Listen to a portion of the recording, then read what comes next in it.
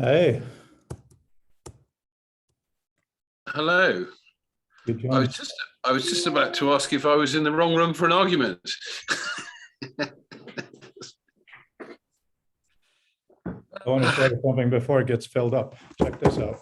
No, I'm just actually, well, I'm used to being a daytime golf widower, but Elizabeth's just off to play nighttime golf. Oh, And you know was a thing, but there you go. HomePod, Ooh, home pods. two HomePods Ooh. next to the computer. I was thinking of upgrading to your level laptop, but I decided this one is fine for me for now. But the sound. Yeah, well, you're absolutely right. One can spend, actually, I was speaking to a guy yesterday, and he sort of basically he maxed out because he's got one of these sort of screens that's yay wide and 64 gigs of RAM. He said, yeah, he said, I think I've got 150 tabs open in Chrome at the moment, and it's using about 17 gigs, but it's not breaking a sweat at all. Yeah, this is a thing. So yeah, we need to figure out a time for you guys to. Yes, yeah. I'm sorry being dilatory. I did see that, and I was going to ask herself, and then something got in the way.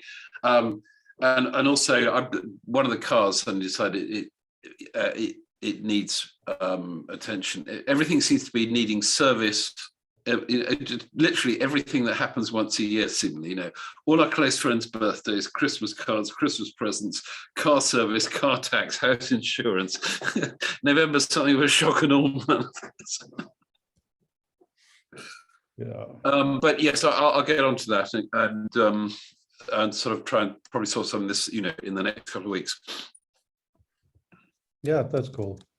Edgar has 3 weeks of holidays, so even though we don't, time will definitely move at a different pace during that.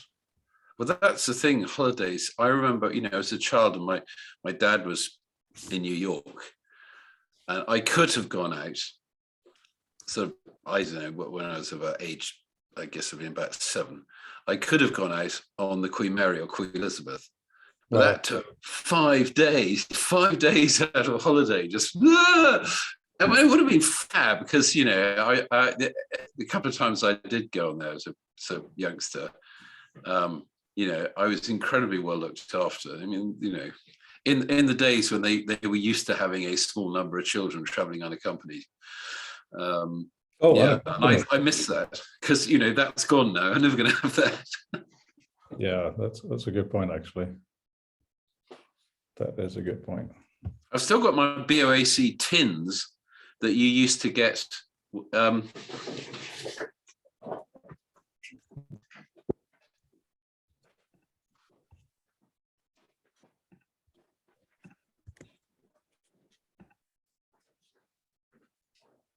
course, not particularly PC now because it's people from all around the world. But if you're on your own, you used to get this full of chocolates. Keep you amused during the flight, stop annoying the other punters. Oh, that's pretty good. But it's really funny. We used to have this cash box. When I had a startup, we had this in the office, and it's quite interesting. The number of people of a certain age who come by and say, "Ooh, someone here used to travel unaccompanied." Oh, sorry, Lizzie. I'll shut in a moment. Do you know Simon Buckingham Shum? I know of the name. I did an expert interview with him yesterday. He's in Australia now, poor man. So that took quite a long time, lot of time, over an hour. Yeah. And it was interesting. He's very much about intelligent knowledge screens, there you go. Knowledge graphs and all that stuff. So we spent more time talking about concept mapping, as in the concept mapping in author rather than just meta. So that was interesting. Mm-hmm. No, it's interesting because he always sticks in my mind as it's incredibly hard to work out from the internet whether he has a double-barreled unhyphenated last name. Simon Buckingham Shum, yes. Yeah, but it's just you know, it's one of these things that I'm spending ages trying to find out unambiguously, because suffice it to say, he gets indexed either as Buckingham Shum and a Shum, mainly because again, people don't bother to check. And I'm sure he's, and whilst I'm sure he's used to it, and I'm reading yet another book about indexing at the moment. It's quite interesting. Yeah, absolutely. So you know, when I went through that aspect, then yeah, it's relevant to his name. Yeah. So did anything sort of particularly interesting come up in the conversation, in the interview? He had a couple of comments. One of them was that if you define concepts the way you do an author, you may have an issue with personal stuff, because if you write something for yourself, like this research was shit, or this guy I don't like, or whatever it is, yeah, then it could come back to haunt you, because you may be exporting it as a glossary. So but like everything in life, you know, a certain amount of care is needed. I mean, he's absolutely right, but I think it's hard to sort of build in that thing, because I think it's the way of life that when we do stupid things, we unwittingly but knowingly do stupid things and only realize after the event. In other words, if someone had asked you at the time, do you want to do this? You would of course said yes, because that's what you meant to do. yeah, no, exactly. And the other side is we're probably going to have to at some point put in a private field. So you write your private comments. So Yeah. you know, it's a different thing. Right now, it's just student teacher focused. So it's kind of a different level. Yeah, well, also you probably want somewhere for the teacher to put their private thoughts. It's not for the teacher. It's for the student. Yes. Yeah, no, teachers' private thoughts are not always Yeah. a good thing. We had Thanksgiving yesterday. Oh, right. Yeah. You did the American style Thanksgiving? Mostly, I had decided that, you know, we do the American style Halloween. Yeah. I'll take the really nice American holiday. I don't understand why Thanksgiving hasn't really traveled across the world. It's so much nicer than all the other holidays, because first of all, there's no gifts, there's no religion. The only thing is eat normally tasty food that's not hyper expensive. You know, it takes a bit of time to cook, and then you sit around the table and you're thankful. I was going to say, if sort of, you know, Hollywood and other things would believe the only thing is a trail of broken personal relationships, you know, that's a family all cooped up. No, but I agree. I mean, it's a nice thing. I mean, I suppose here, I would say people tend to do that at Christmas, or traditionally. Well, not, but my observation is most people do that sort of gathering together at Christmas. But hey, you know.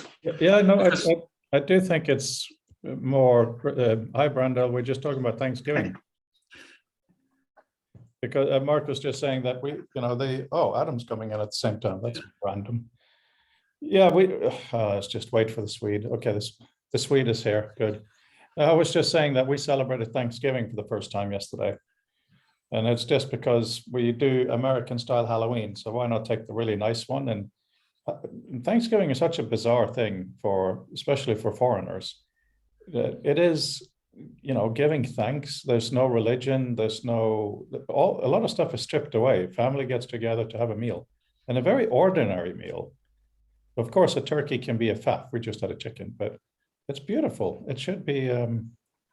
We should take that we should appropriate that Americanism. Cultural appropriation. So someone said the religious notions of Christmas have long since left the building. I mean, like, we all may take a view on that or not. Well, Edgar's at a Jesuit school, so I think they have a very firm perspective. Anyway, guys, how are you?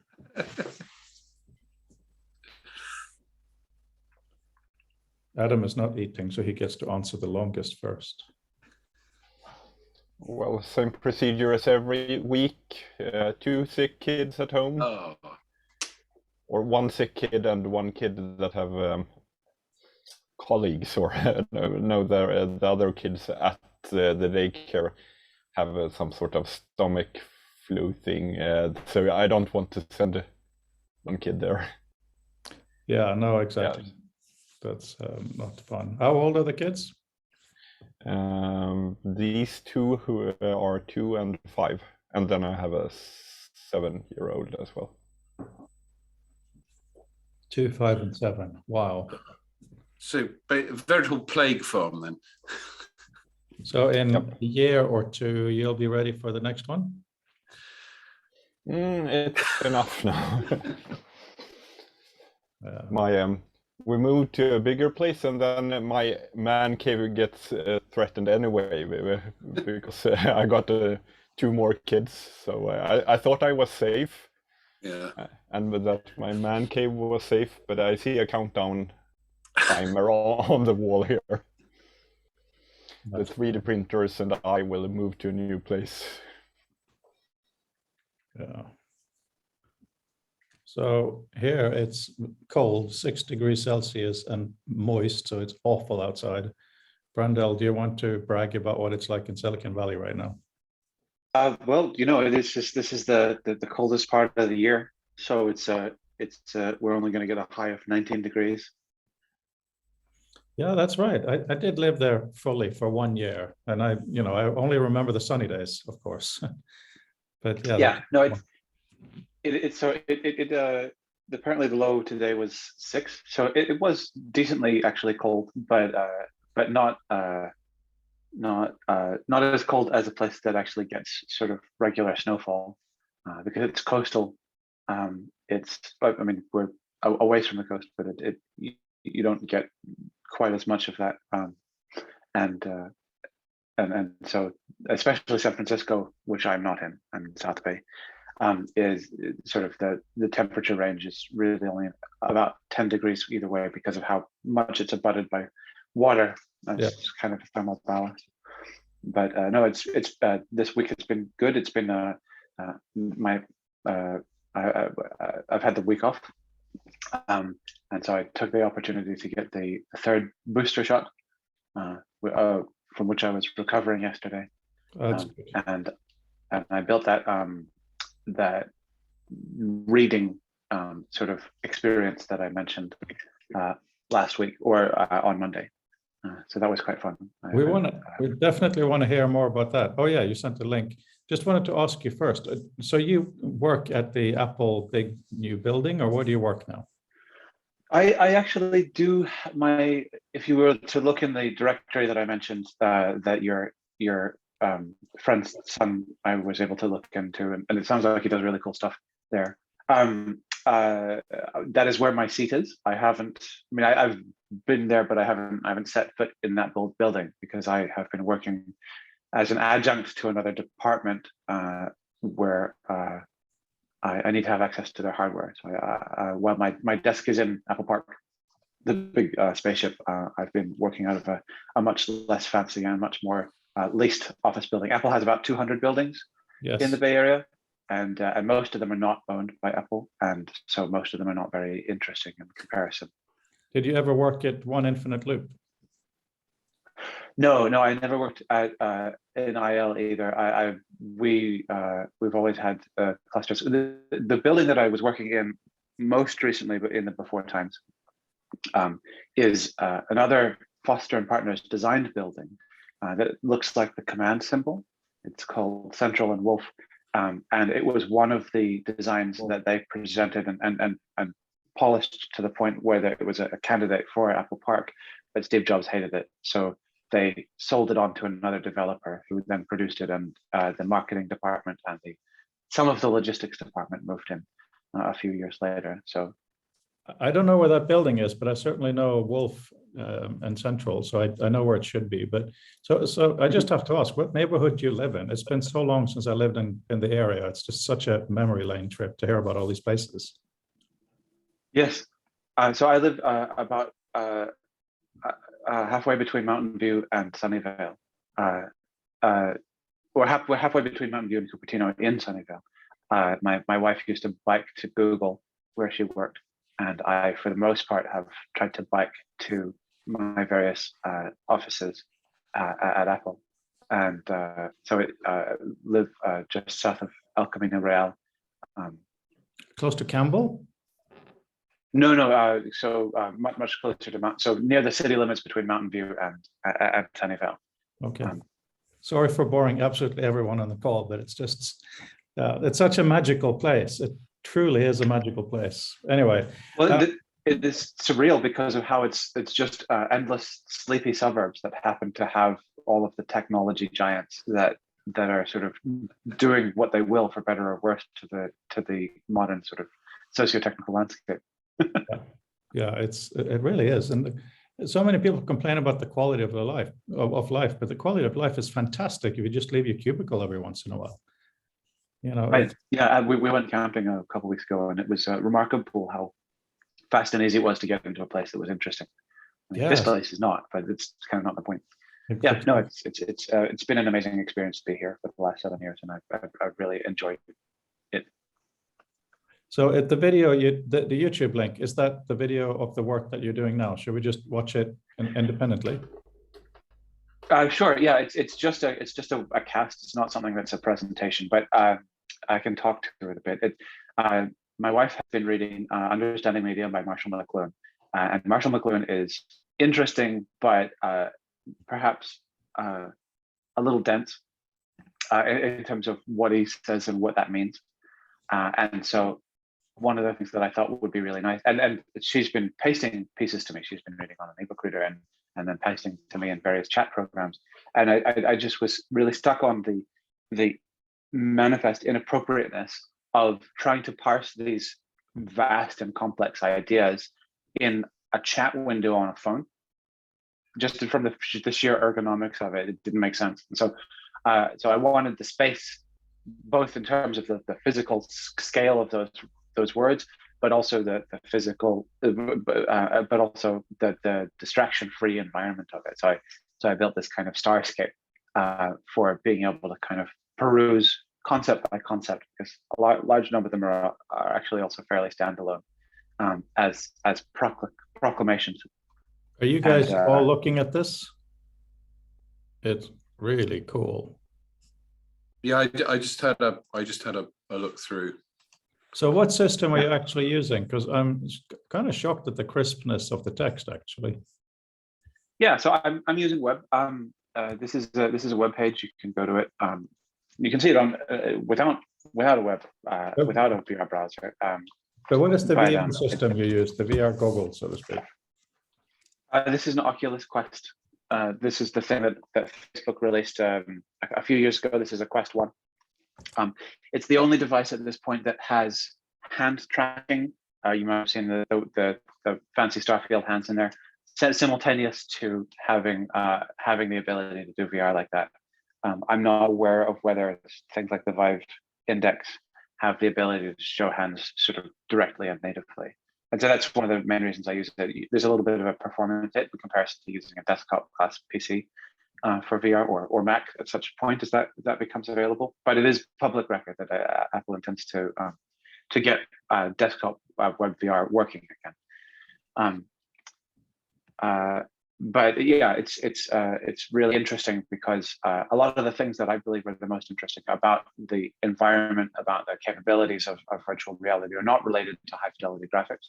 They're related to the ability to use hands, which have 27 degrees of freedom. They're incredibly expressive devices, and space. And so that's why web, which is also, comes at some degree of performance hit, is still more important because of the ability to use all of the other web technologies that are available, as well as the cycling speed, the ability to iterate quickly within the context of trying new ideas, being able to get people through them. There's no compilation, there's no transfer. You just hit a URL and it happens to be the thing that's correct. So that's why I do it that way, and I'm really pleased with the results. Very interesting. I agree with the graphics side. When it comes to text, I think graphics matter a little bit more, but I remember I bought the Insta360 specifically a few years ago to put on a table when the family is in Japan and having dinner, so that I could then let my mother see what it's like, because she doesn't want to travel to Japan. She feels she's a bit old. So she didn't want to do it. She didn't want to do it. All we had was a PlayStation VR headset, nothing fancier. Didn't want to do it. Didn't want to do it. Finally, immediately came over her head. And it's not very high resolution, any of these things. And she started, who is that? What are they eating? Suddenly she was there, instantly. Yes. So she couldn't do anything. So it wasn't, what you're talking about with hands and interactivity. Oh, absolutely. But it was such an interesting experience just to see that, boom, that didn't take any seconds at all. That's really exciting. Yeah, I mean, there are a number of different sort of draw features for people, and the ability to perceive something in a full 360 is also really compelling because of the honesty of it. There's a lot that inadvertently gets hidden by mise en scène, sort of scenic composition and framing when you have a frame. When you don't, then you really don't have the opportunity to do the same kind of line when you have a 360 camera. That's interesting. I see it. It's okay. I'm just trying to think that through. I mean, I'm a photographer by birth almost. So for me, framing and composition is really important. But now that I've started doing this, a couple of things have become very interesting. Number one, the 360 camera has to have a place of view. I have done some interviews with the cameras between me and the subject. It was awful. Awful to watch, because when you are wearing or watching on a screen, you are situated. So you do need to have, it needs to be where a human could be, unless it's for a very specific reason. Yes. So that's bizarre. But also, if it's not for like an art picture or something, it does capture literally more of the atmosphere. So even though you would hardly ever look all the way around, to be able to just move a little bit. This is why I'm so surprised that there are no good 180 cameras out there, because that's all you really need in most cases. Because if you look at it on a screen, to have a little bit of freedom, so you don't feel constrained, it makes it more alive. But then, to have to render everything behind you, that seems like a bit of a overkill. Peter. Yeah, I was just wondering, Brandel, what VR rig would you recommend at this point, or is there something coming down the pike that's worth waiting for? It would depend tremendously on one's priorities. The things that have and budget, I guess. So as I understand it, the Vario XR1 does have full hand tracking capability, simultaneous to something on the order of 4,000 pixels horizontal per eye. It does also cost $12,000. So if you're really serious about either having that experience or as I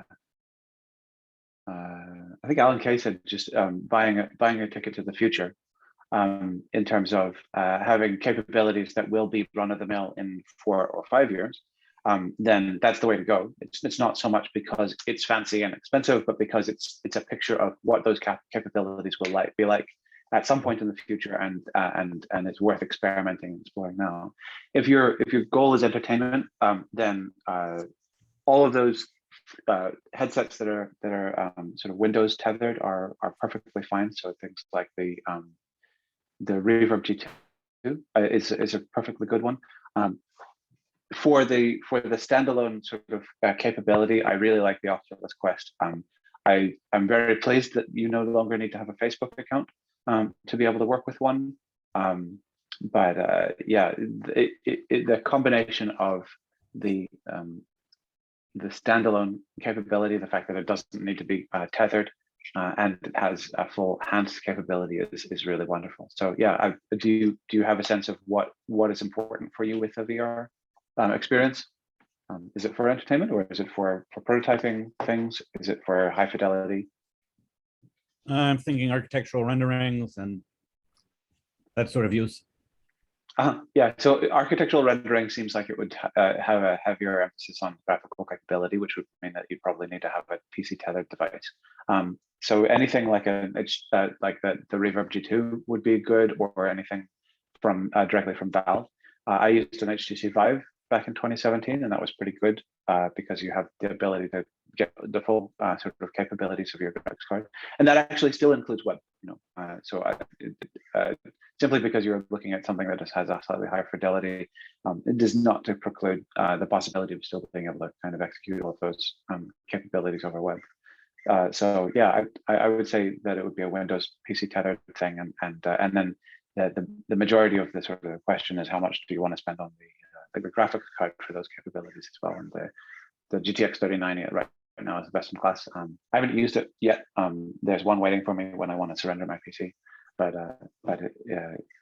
by all accounts, it seems to let you get as much as you can possibly throw at it, into a graphics pipeline, and I do look forward to that.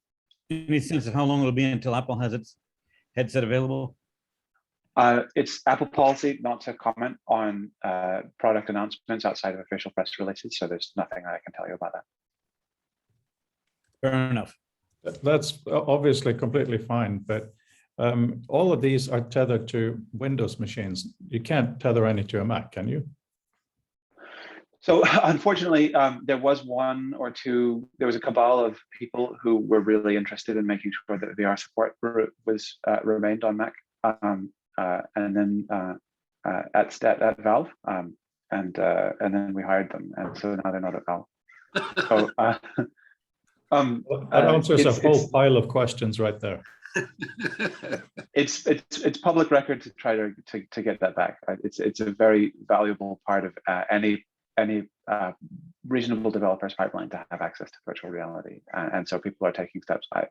I'm not sure if it's over via OpenXR or elsewhere, but it's definitely something that's on the roadmap. As I mentioned, it's a matter of public record that Safari intends to support desktop WebXR, and so it's safe to assume that means that other forms of VR on Mac should be a priority in the future as well. Okay, completely ignoring anything related to the Apple mothership so that you don't get into trouble. If you were set on having a VR experience on the Mac, about how long would you be willing to wait for something to come out from some other company other than the one that you're not allowed to speak of? Any sense of that?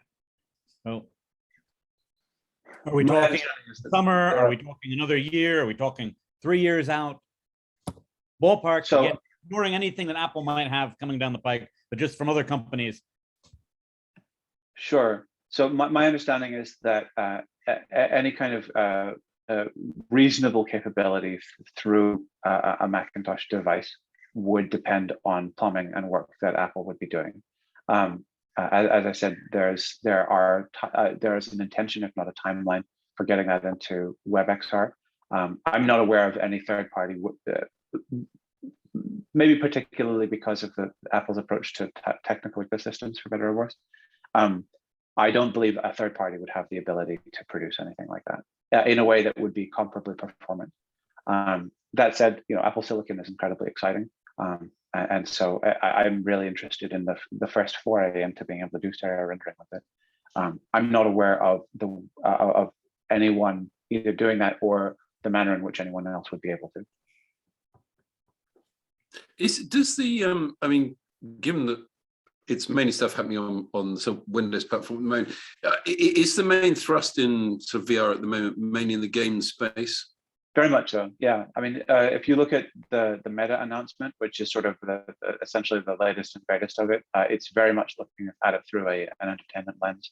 I have it on good authority that everybody who joins the Facebook VR or Meta VR sort of program is given a copy of Ready Player One, which is just a book that I don't have very high views of.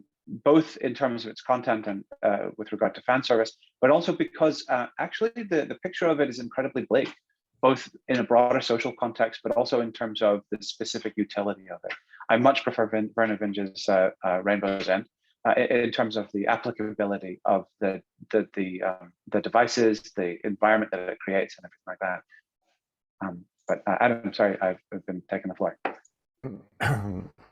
I wonder now when you've played with the text here in your VR environment, do you have any first impressions or where you would like the text to go, or how it would feel, or would it be different? Because I imagine that the idea of a page and the 2D canvas is maybe a bit outdated for the 3D environment, or do you want sentences to look different, or do you have any sense of where you would like your the medium is the message text? How would it look ideally from your prototype here?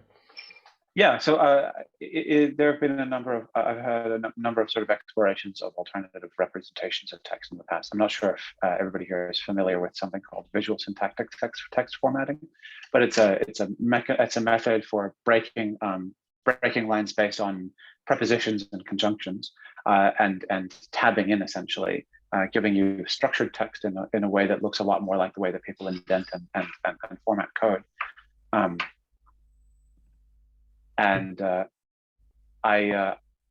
I've used that before. I built a VSTF formatter that's on CodePen because I like it. I like it especially for being able to parse dense sentences.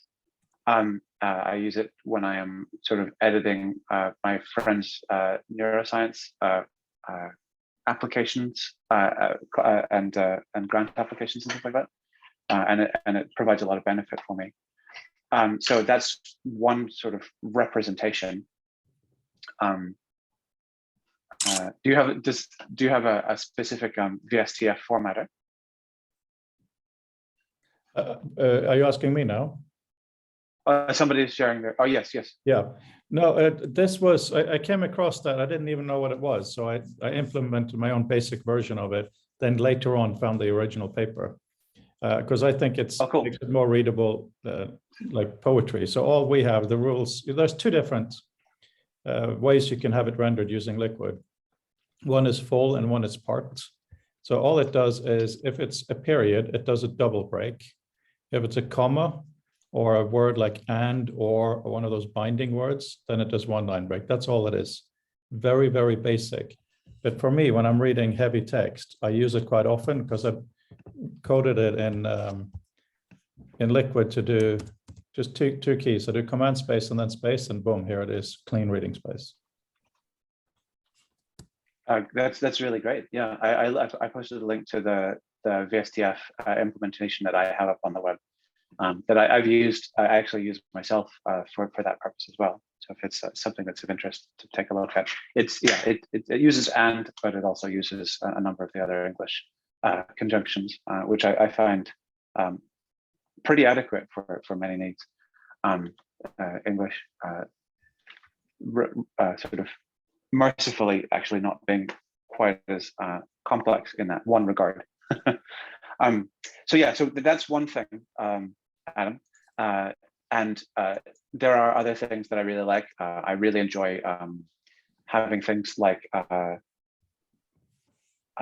the word count of a given passage around, is particularly when I'm writing, particularly if there are hard limits. I also really enjoy, from a writing perspective, for example, having access to things like the various measures, like the Flesch-Kincaid readability score or the Gunning fog index. Those are things that are already capable, sort of presented as capabilities within the context of a word processor. One of the things that I like about doing things in virtual reality is that I have the ability to place more stuff around me in more places. So, VSTF is really cool. The downside of it is that it requires a lot of space. Virtual reality provides that space. I often think about what would an environment be like for like if we didn't have a small, comparatively very small sort of grid of pixels available to us for being responsible for the encoding and the display of information. What would we do to have a space designed and devoted to information processing? When people are writing novels, as David showed, he printed out all of those pieces of card from that he, did all of the processing in a highlighter, but in order to be able to really make sense of them, in order to be able to have the capacity to do what David Kirsch calls pragmatic and epistemic actions. And to be able to undertake a proper epistemic actions on them, you really need to be able to physically move them around.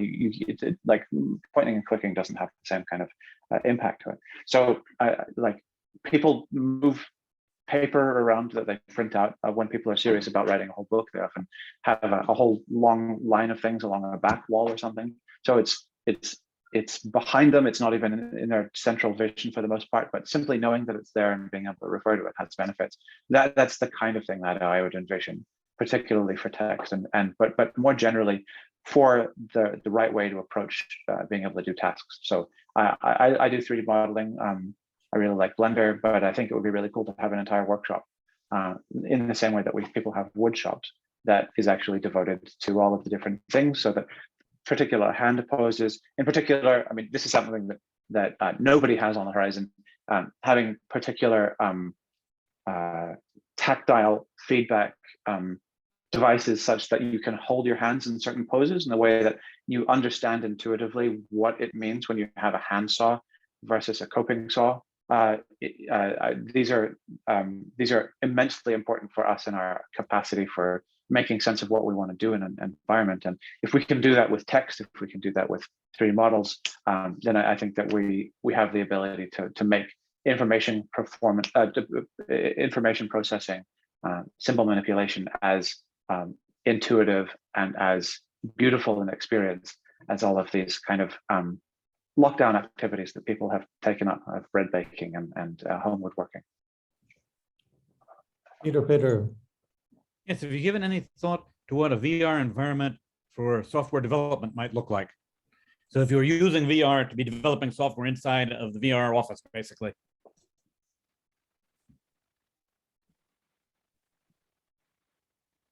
Yeah, some people have played with the idea of using, what's the word?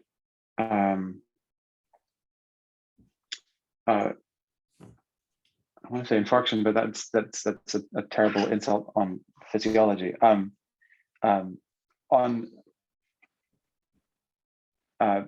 reasoning based on past experience and training. So having the ability to guide the way that you want something to happen. You know, the way that people write prologues, so that you have stuff that you have sort of bodies of data, and you do the thing with it, and that tells the system what you want to do with subsequent sort of variations on it.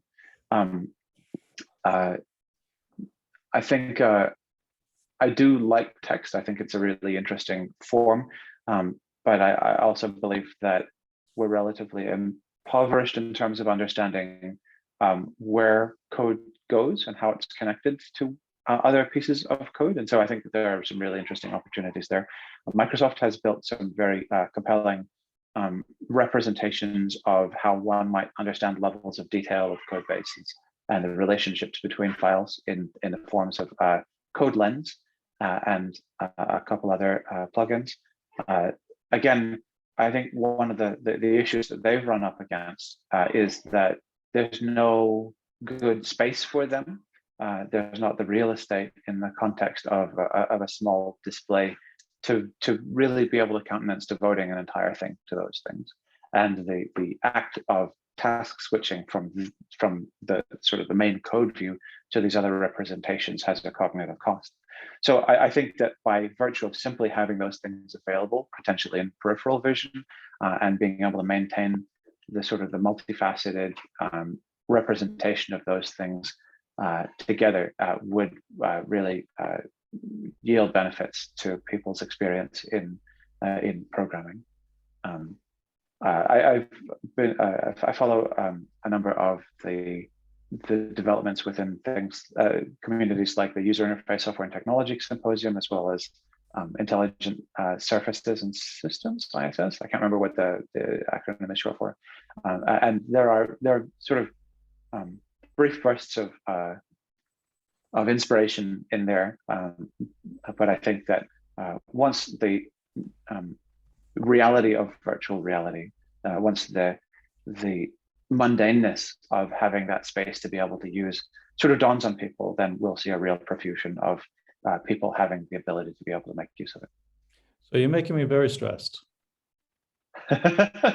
And the reason for that is I personally have invested way too much money into the software that I've made. And I'm okay with that. You know, from January, I'm going to start marketing it and one day I'll break even. But in order to live in the future, like you're quoting Alan completely correctly, he said, you know, your computer should cost as much as a car. You know, that was kind of his jokey way of saying exactly what you said. You're buying into the future. And the problem is, as Hamilton said, the actual Hamilton, he said that it's easier to make something than to unmake something. He was talking about politics, but of course it goes for standards as well. So what are we living with? You know, I'm a huge Mac fan, always have been. But when you look at the earlier stuff, of course, Mac and Windows are sorely lacking. That's something our community understands. But we are now standing at the precipice of when VR will be normal. Forget AR, just even VR. There's no question. I mean, I made 640 by 480 QuickTime movies. In some fields, like many of you, I've been living in the future for a very, very long time. I've been able to afford to do so. But when it comes to this VR bit, I don't feel I can say to my wife, 300 pounds for the glasses. Oh, by the way, the PC that needs to run it cost X. And oh, by the way, you know, we need software to be developed on this, which will cost the house. But I do believe that we need to find ways to dream really, really big, because Ted Nelson, whom we discussed last time, I love him. He's a close friend. You know, he lives with me when he's here. But right now it's all about two documents connecting with a line. It's so pathetic, really is. But when you look at a Zigzag and Xanadu, it's really alive. And I also want to add, the one thing that Mac got from Windows that I think is amazing is Command Tab. I do Command Tab all the time. It means that my 13-inch screen acts like an infinite amount of 13-inch screens almost. And what Adam invented, Adam here, you Adam Byrne, while you're looking at the visualization, you tab and it changes. That kind of interaction is Alan K level magic. You know, you're looking at a thing, press one button that we kind of know from Command Tab, and it has the same data, completely new way. So for us now, these people who care about interactions to really take ownership of deep dreaming. So, and here's the final bit of my long rant. If it turns out it's going to be like Second Life 2 and things like that, if that becomes the standard, what people expect in this environment, that is hugely damaging. The potential lost will be immeasurable. So it is, Brandel, you are doing amazing work, and it's really fascinating to think about, but it's also very, very hard, at least for me, to break free and to allow myself to try to think in this next space. And that frightened me, because I don't want to be an old man. I don't mind aging, but I don't want to be an old man. You know what I mean? Yes. Well, when I say it's a near future, I wouldn't characterize it as immediately around the corner, that the sort of the popular conception of computing will move immediately into space. I'm just hoping that we make a decent forays into it in my lifetime, and I like to imagine what it's like when it's already boring, in order to make sure that it still retains some utility after the sort of the sizzle has worn off. Yeah, yeah, absolutely. But knowing a lot less than you do, I'm also much more, it's going to happen sooner feeling. I mean, I have an Apple Watch. I bought the 7 because it does oxygen and stuff, so it's good for my health. But what this thing can do, you know, 5 years ago, 10 years ago, science fiction, freaking insane. You know, the way that I speak to my girlfriend, Siri, do this for me, Siri, do that. It just works now, and it's near magic. So I really, you know, having just done a few things with filming, it's easy. It takes a bit of rendering, but with the M1 hardware, it's not going to take that much. It is almost here. And we have to collectively, I really feel, be the Ted Nelson. We have to manage to get something out there in the popular culture that can inspire. Because if all we have is Minority Report to inspire, then we've failed. Adam. I think you shouldn't worry too much, because I really think there, while AR and VR will become more popular, I think regular screens will multiply far more. So our walls will be covered by regular flat screens. And if you look at Black Friday now, the cost of 4K, enormous 4K screens that you could hang on your wall and use as that kind of a background. Yeah, similar to what Brandel talked about, the writer's background or ambient material. You could, for a decent or quite a low sum, you could take your whole office and have screens on there. But we still need the two-dimensional exactly. We still need the two-dimensional software to be perfected. No, I don't think even two-dimensional is good. It's far from. We are still in a very primitive typewriter sense. It's a typewriter. So just from the ideas we had last time, I know that this is not Maker Mondays. We were at the Future Fridays today, but oh, good name. I took our ideas of, we couldn't call it liquid, but the vaporware. So I did a vapor text thing where you exploded, where you could explode text to the sides, to the margins. And do you have something to show, Adam? I will show you on Monday. As okay. I won't do it on the Friday. No, you can show today if you want. But can I, before you do that, can I just do a quick riposte to what you said? Just really quickly, I see, Mark, you have your hand up too. So the thing is, let's talk about iPads for a second. I bought the normal iPad Pro, very happy with it. We're going to try to put Reader on it, blah, blah, blah.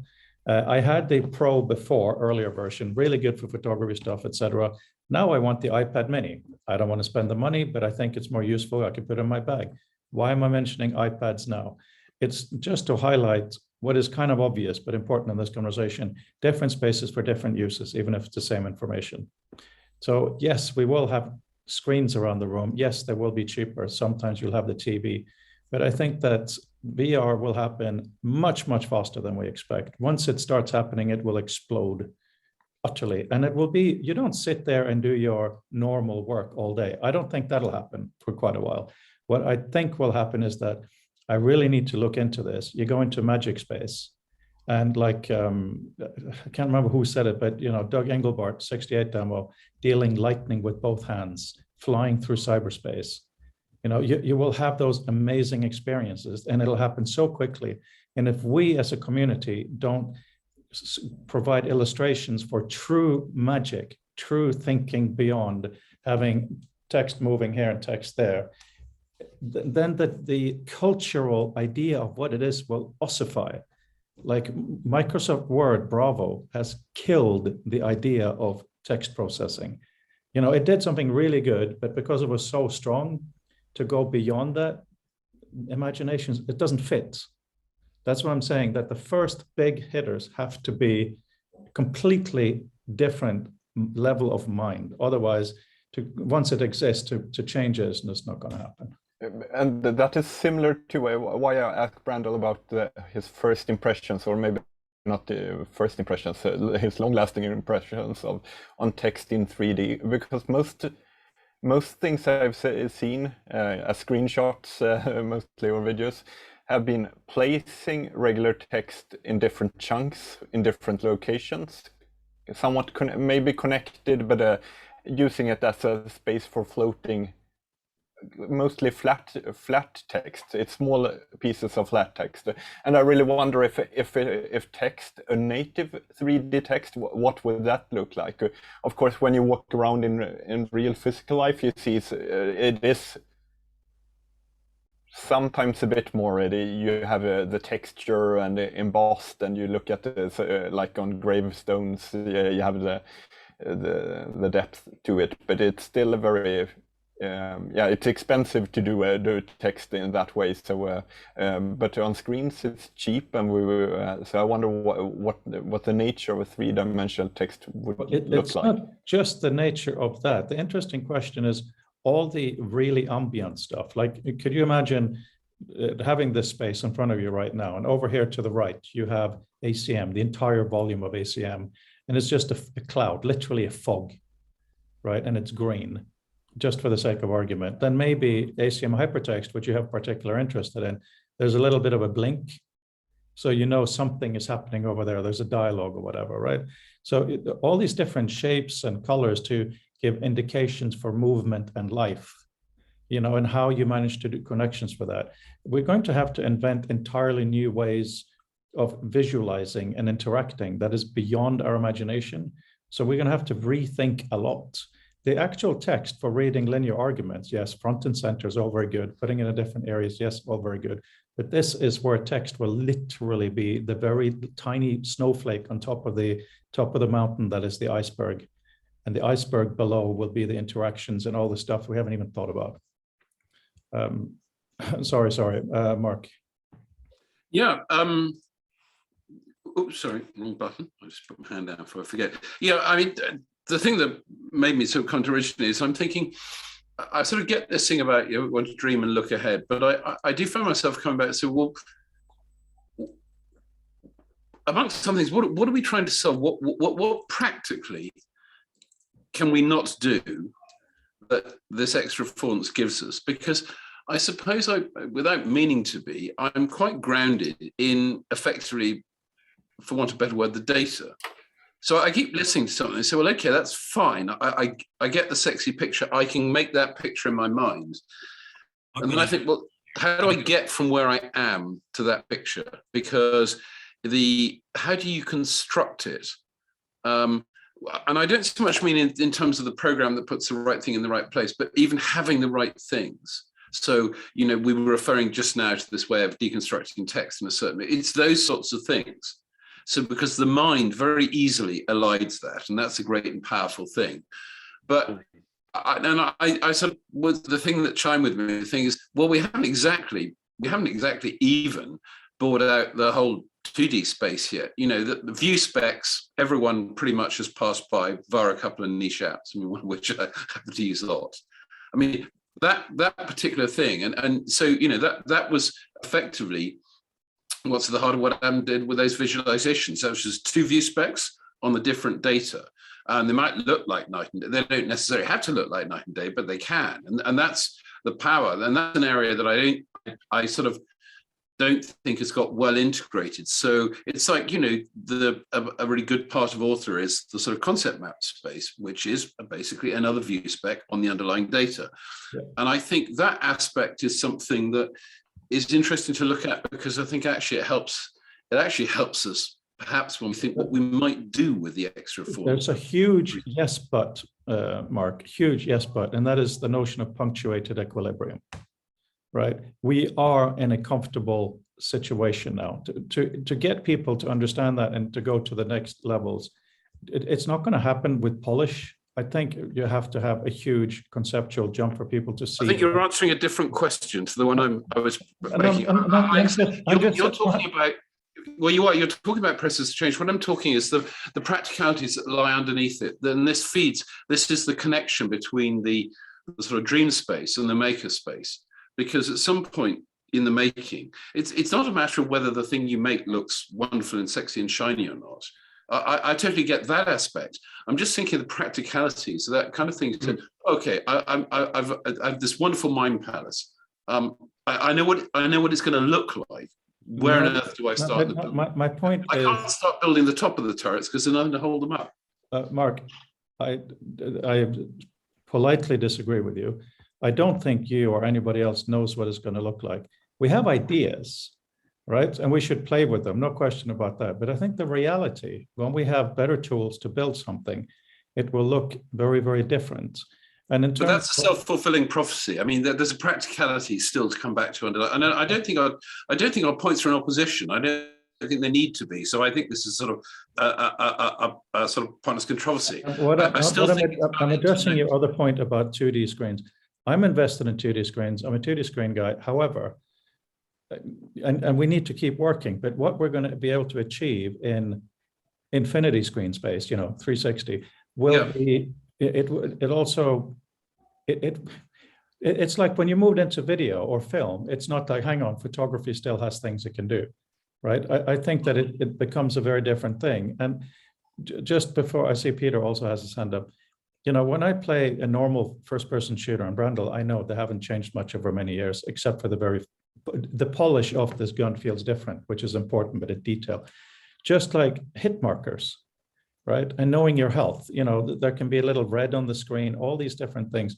They become ambient ways that you realize stuff without actually seeing it properly, right? There are so many things that when you're in a free movement space that can influence how you feel. It's like you're literally walking the forest and the sky gets a bit darker, you know it's going to rain. Right? Okay, Some of this so you definitely misunderstood what I was talking about, because I understand what you're saying, it's fine, but it's very different to what I meant, which is, so it's not about the number of screens. It's more about so things like the mapping spaces we have at the moment are still remarkably immature.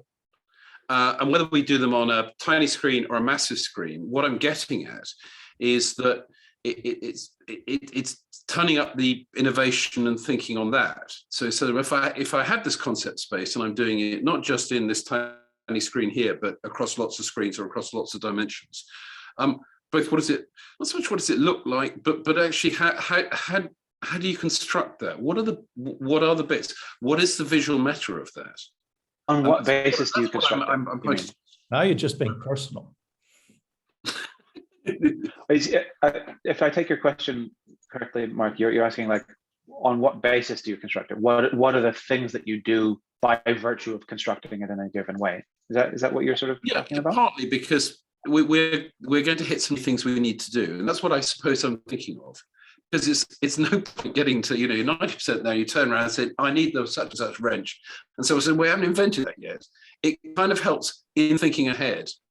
And I think back of sort of processes I've been involved in where, one thing I've sort of taken from that is watching the people who are doing it. It's the unseen bit that there's no kudos for, but there are people in the department saying, oh, right, well, if the people who are doing all the shiny stuff ahead are going to want that, well, they're going to need one of these. They may not know it yet. And so the polishing, it's helping provide practical underpinnings, which is all part of making the tool set. It doesn't invalidate anything, but it's something that's better done earlier rather than later. I don't agree with you, because we don't. I think I have a response, but I'm also conscious that if Peter has a comment, then I'd love to let him get it in. But yeah. Okay, when Mark was mentioning his memory palace idea, it made me think of omnidirectional treadmills. And has anyone tried one of those to actually spatially move around in a space instead of just sitting and having the space move around relative to you? Has anyone tried one of those out? And is it a feasible technology for the near term? I haven't tried them, but I've been in places where they've been deployed. If you look at the literature on it, the treadmill really needs to sort of occupy a fairly sizable scale in order to be seamless, in the sense that the being able to counter the velocity vectors that a person undertakes as a consequence of walking in various directions. In order to remain sort of in the same spot again, it's actually pretty challenging to make sure that happens. You need to have a large enough thing with enough sort of a grace sort of space period to be able to move those things around. So it's not my sense that treadmills are a particularly practical way of being able to get people to locomote around for a large number of people. It may be something that people might do in a luxury context. In virtual reality, we have the benefit of things like this concept of redirected walking, where you have the ability to, if somebody undertakes a turn of maybe 20 degrees, you can amplify that to 30 degrees or more, or underplay it. And there are people who, in order to be able to kind of redirect spaces, there was an organization called The Void that used it very successfully, based on having things like what they called infinite corridors. They sort of made calculations about how long the curvature of a corridor could be, needed to be, before we would misinterpret it as completely straight, so that people could walk around in a circle and actually be going all in one direction. And then add to that, there are some really amazing developments in things like Psychotic Redirection. So we have, as you may be aware, saccades there, where you move your eyes around, you're perceptually blind during that period. And so something that people have done is apply redirection, not at turns where we are sort of perceptually more have a more muted response and sensitivity to those things, but actually during stochastics, such that we can then course correct. One of the neat things about that is that you can then arbitrarily introduce those into a system such that you can increase or decrease the amount of redirection that's necessary, which then also gives you the opportunity to be able to create a socially mediated or like a digitally mediated social co-present redirection, such that if you have everybody walking around on a single soccer field, you can have a couple dozen people walking around, and then make sure that the system almost all but guarantee that nobody hits each other. So those are some of the sort of approaches that people are taking in order to be able to get actual locomotion. I think the treadmill stuff was also a lot more appealing at such time as we didn't have really the ability to imagine, let alone build such compact standalone devices. If you look at things like the Vive Focus 3 and some of the other devices that are coming out in the next year or two, they are a lot smaller. They're also a lot shallower in terms of the physical size of them. It's not just the weight, but it's also the torque. So the fact that this has a certain weight, but also that's sort of angled off of the face at a certain distance means that it has an impact on the ergonomics.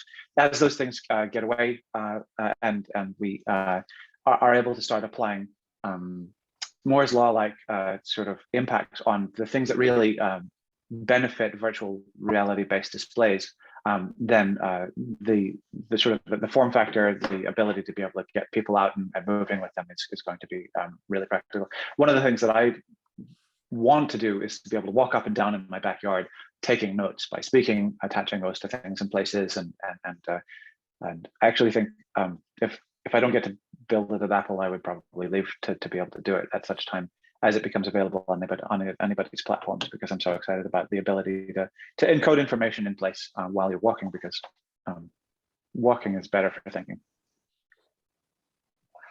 You know, yeah, I mean, the psychology behind that is interesting. This whole, I can't remember what it's based on, but if some psychologists now, while you're in for treatments, if you have some kind of anxiety that make you move your eyes in a specific way, you obviously know about that. There is a lot of interesting stuff with that, yes. You know, because for those of you who may not know, is when we are encountering a threat, you basically have a few options. One of them is to go away and one of them is to fight.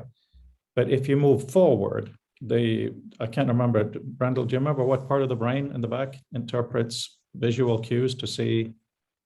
So the point is, if you walk forward, you're clearly not being threatened because the thing in front of you isn't threatening you. So the kind of eye movements we have for walking around, just to make sure we don't fall over into our environment, is relayed to a non-visual part of the brain that reduces your anxiety level. Right. So that could be the cerebellum, it could be the amygdala. Definitely in that region, yes. So, you know, that we actually experimented in Author to have in the margins a bit of a star field coming, so you feel you're moving forward for that reason. It just turned out to be a bit noisy. Right, and that's the thing. When we have a foveal display, when we have such a scant sort of array of capabilities, then those things do turn out to be distractions. They turn out to be disruptive because we only have the ability to create the central focus.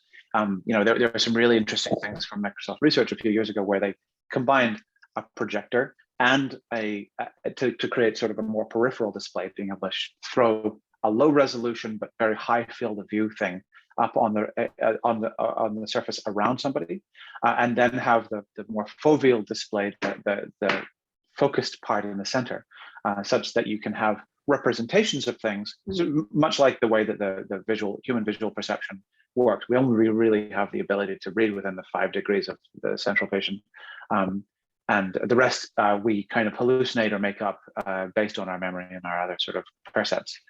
And so in that same way, you don't need to have the incredible pixel density that we have on our current central displays everywhere. You just need to have something everywhere. And so that's another thing that I'm really excited about. One of the reasons why I bought a projector is because I'm not bought into virtual reality per se. I'm bought into immersive computing. I'm bought into the concept that once we have pixels everywhere, we have a much greater array of tools in our belt to be able to kind of intervene on space, have those things mean things, and have us be able to express within those contexts. Yeah. And So the big question here is what are we missing from text today that could be filled with things from a more immersive thinking environments. Can we maybe look at the reverse way of asking that question of what can be unleashed if? Because to say what is missing implies that there is an inherentness that can be defined rather than possibilities that can be dreamt up. Maybe It's the same thing. We're getting lost in semantics. no, it's not the same thing. And semantics does actually mean meaning. No, it's not, because if you say what is missing, that implies that there is something that is known and it's missing. But if you're saying what can be unleashed, then you have multiple directions to go into. It's not a thing that is missing. It is many opportunities to go in different places. That is angels and pinheads. It really is. But But we're talking about the same thing. because- No, but it just shuts. All it does is it shuts down a perfectly logical question. No, And I'm not same shutting. thing. I'm not shutting down the logical question, and I think you're being a little bit demeaning by saying that I think we should look at the question from a different way at the same time. But anyway, no matter It's how the we same choose to look, question. It is the Mark, same just question. because you don't But understand. people have their hands up. Come on, we're wasting time. People have their hands Mark, up. please don't tell me that my question and Adam's question is the same, because you weren't the one making those questions, right? I made it because I feel it's different. If you don't agree, that's totally fine. If you feel it's similar, that's totally fine. But please don't tell me that it is the same, because obviously then I wouldn't have said it. Anyway, as you said, people have their hands up. And I think Peter was slightly first. Just sort of go in a slightly different direction. Instead of thinking immersive VR, what could we do if we had a higher fidelity, higher level of degrees of freedom, input affordances at our disposal? For instance, I picked up a space mouse. So I have this wonderful little device that has 6 degrees of freedom. Now, what could I do with text on a flat screen, given that I now have an input device that can operate simultaneously in multiple dimensions? You know, that sort of a question kicks us in a different direction and gets out of the little rut of waiting around for the perfect VR rig to come down the road. Right. So my answer to that is very similar to the answer that I would give to what is missing, and that is to look at to sort of couch text in the deeper historical context of what it is, what we've done to it at various times, for what reasons, and what consequences they've had. So I'm sure most people here are tech nerds enough to know about things like Blackletter, Carolingian minuscule, and things like that. But so Carolingian minuscule is vastly more readable than Blackletter. Right? Blackletter was invented it was sort of popularized in about the 12th century. Carolingian minuscule is from 800, and it's better. It's better to read, but Blackletter was faster to write, and so there were various decisions to get scribes onto producing Blackletter for the benefit of being able to kind of produce it with the speed that they could do it and the consistency that they could do. But Carolingian minuscule itself was built and designed and sort of imposed by decree because it was consistent and more readable. And then the movable type resulted in a vast decrease in the number of glyphs people used, as a consequence of the balance of the benefits from having specific glyphs available versus the complexity and the cost of maintaining a kit such that you could produce all of these pieces. And if you think about what handwriting is and does in comparison to movable type, it's vastly more expressive. You know, you can tell so much more about somebody's hand. You can tell what mood they're in. You can tell what kind of how rich they are. Often there are aspects in which that has come through other forms of movable type press, but it's very difficult to tell those sort of contextual cues from a TXT file. We do have the ability to measure things that would be able to be kind of re-encoded back into text These days, nobody sells a pressure sensitive keyboard, but it would be possible to build one. We certainly, one of the things that I've toyed with, and I really like some of the explorations that fellow Tucker has been making, where he has encoded the width of a character based on the velocity, the speed at which people are getting those type characters out. And something that I've been thinking about in the context of sort of representing it as though somebody were hammering on keys on a typewriter. So I think thinking about the way in which we've already lost things along the way, along the long road of text, in that, and where we've made technical trade-offs based on the sort of the availability and priorities of technology at the time. I would also say that I hate fully justified text. I think a ragged write is vastly more readable in terms of the ability to be able to understand where you are in a piece of text, and visual syntactic text formatting only sort of adds to that. So sort of as Frode is absolutely unnecessary to devote VR to, but having the ability to kind of pull those things and create them effortlessly and have them not distract from the main body of it also reduces the burden of utility on those individual components. And so I think that it's still an important sort of aspect of why it's beneficial. But I would say white space, white space, simply adding more stuff. The line width in a typical book is not based on best evidence of what is readable, but on a compromise between the real estate of books and how much paper you want to waste on producing a certain idea versus how well you want that idea to come through. But as we get, books are cheaper now, but now that we have the ability to make things that never end up on paper at all, then we don't really need to worry as much about the economy of those things. And so I would start there. I would strongly encourage people to think back to what text is and recognize that it wasn't great. It was always a series of compromises. And a lot of the compromises, a lot of the current form is actually based on compromises of the past that not only do not apply now, but maybe haven't applied for several centuries, and that we have the ability to kind of play with. So comics, for example, have an incredibly sort of overzealous capitalization, italicization, bolding, those things. So they've done away with the minimal sort of character set 26 glyphs that we have sort of mostly assumed is reasonable as a consequence of movable type. But if we can sort of move past that and start to say like, well, no, actually the specific presentation and formation of individual glyphs can itself convey meaning, and we don't need to worry too much about keeping to something so minimal. I would say I would start there. Yeah, Peter? Very interesting. Two thoughts.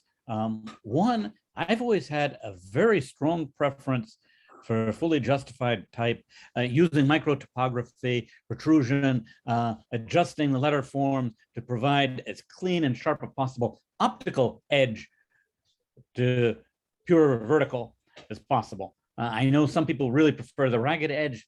I've always been the exact opposite, and I wonder what the percentage of the breakdown in the population is between those two preferences. A second thought is, if we start thinking about other glyphs, could we think about maybe introducing some semantic glyphs that we could interject into our own writing to provide some sort of cues that might eventually become adopted outside our community?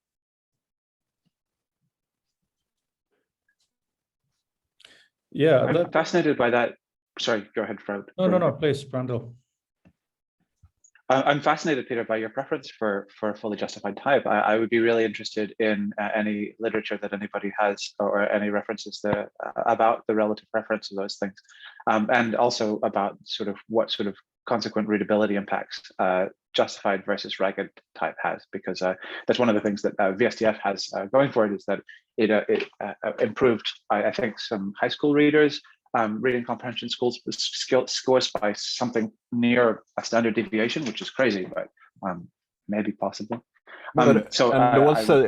Concerning justification, it feels like it's right, center, left, or justified. That like they are the only options here. And if you look on the old, really good typography, they have fantastic either format into graphical elements, the justification, or let it flow around images or symbols and creating very memorable and beautiful looking pages. I think there is more opportunity for computers to do some of that work more automatically. You can do it in high-end software today, and if you have a skill for it, but I think there is a lot more opportunity to do good-looking and memorable things here as well. It's interesting because listening to Brandel's discussion about how you might use type, and thinking in this concept of, well, not so much necessarily n dimensions, but just more space.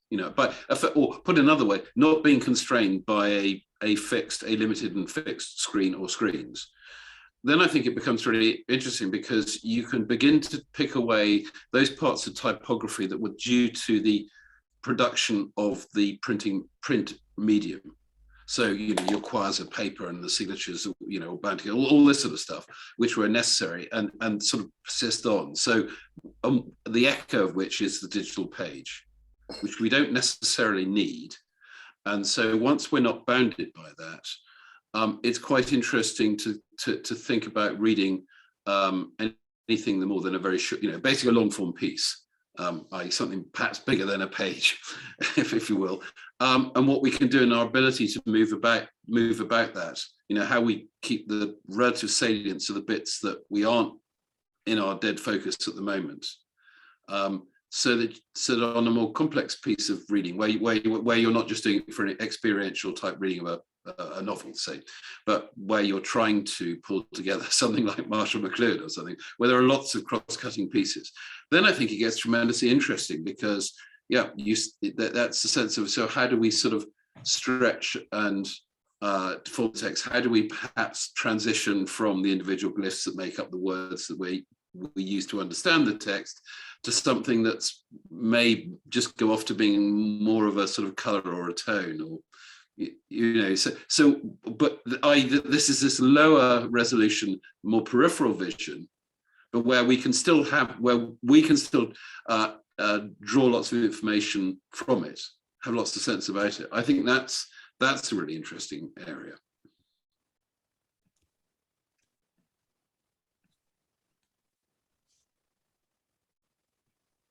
It would be nice to have a conversation around what problem we're trying to solve, because talking about the future of text in itself is too wide, and even the future of text in VR, or even worse, the future of information in VR is meaningless, I think, because information always has to be something specific.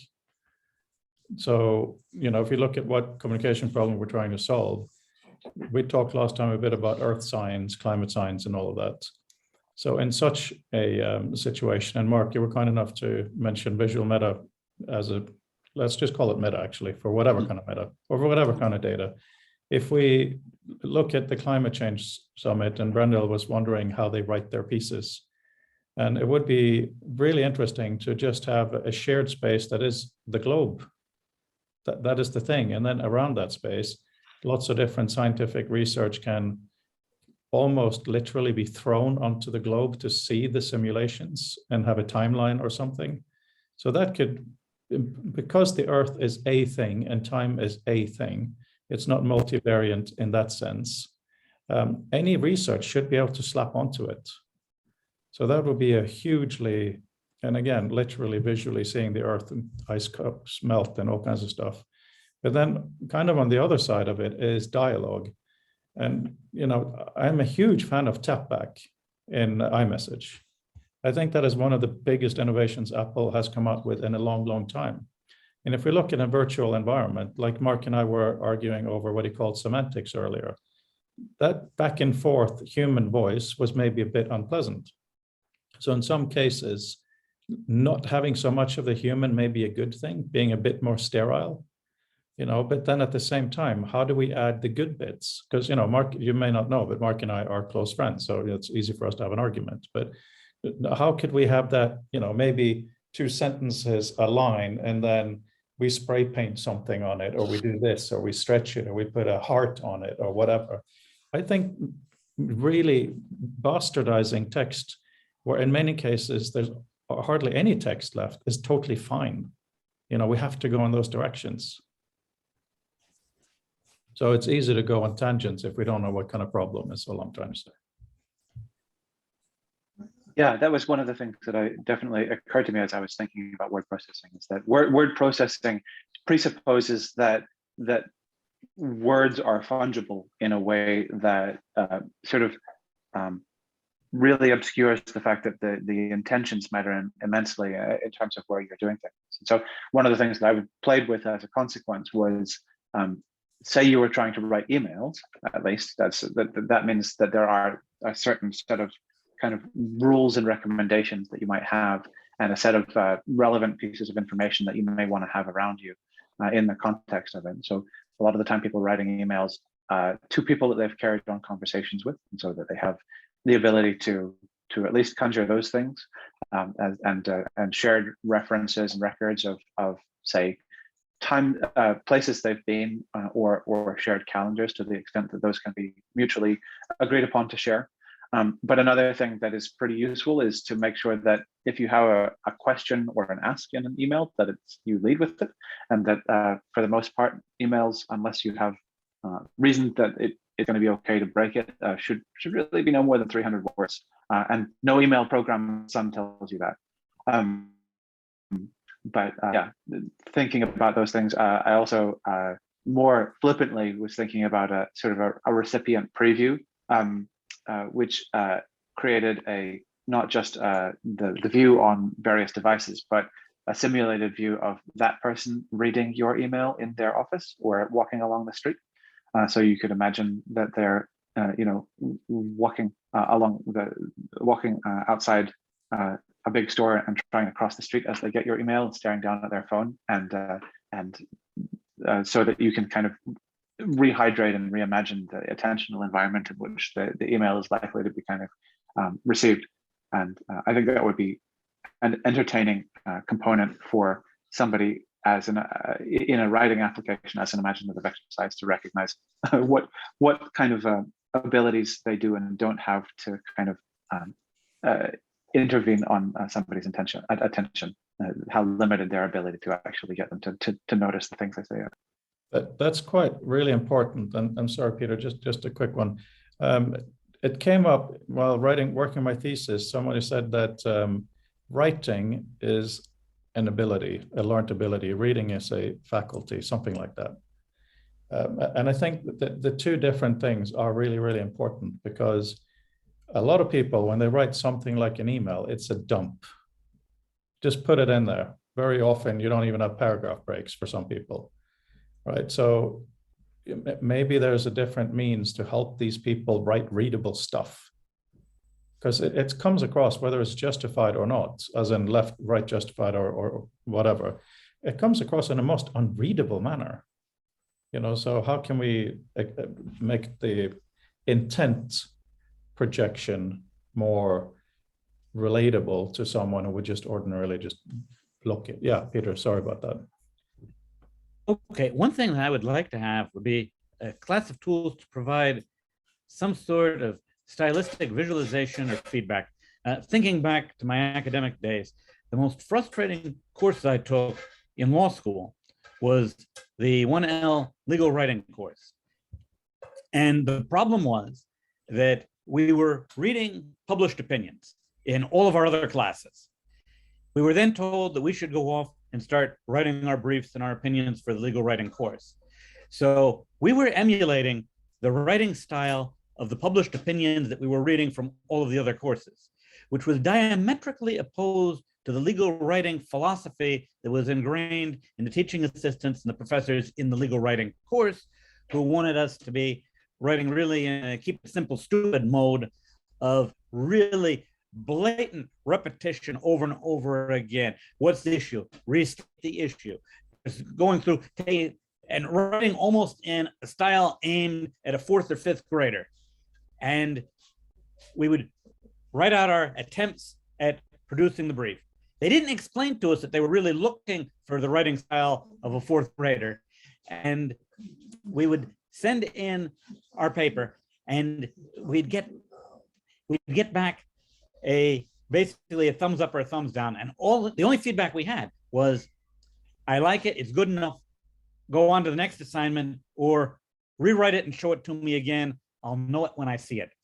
And it was utterly maddening as an experience. I'd like a tool where I could say, okay, I'm going to be writing a piece of fiction, so use Dashiell Hammett and Raymond Chandler to build a style model, and then get some sort of a visualization of how close what I'm writing in my new document is to the synthesized style of Dashiell Hammett and Raymond Chandler. And when you go giving me suggestions for word options for alternatives in the thesaurus, choose from the writing percentages of word use of writers in that class of document, so that I can get a sense of, is my work going to be close to the style of those great hard-boiled fiction writers, or have I drifted off in a different direction, which might be perfectly good, but I'd like to have that kind of visualization and feedback to it. And the other technology that seems to feed into this is automatic plagiarism detection,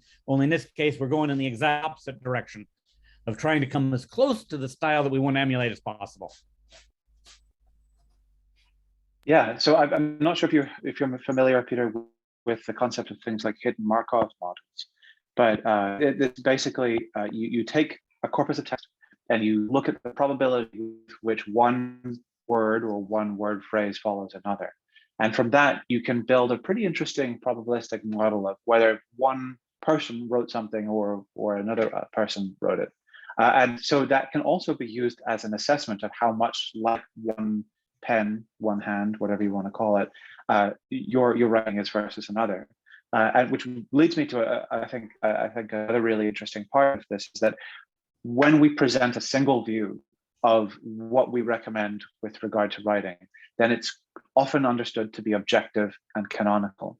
When you have the ability to have recommendation software pull you in multiple and obviously contradicting directions, then that hopefully has the ability to make sure to ensure that people are aware that it is not objective, that it's not canonical, then it's merely, if you want to go this way, then do this. And so that's one of the things that I think would be really exciting.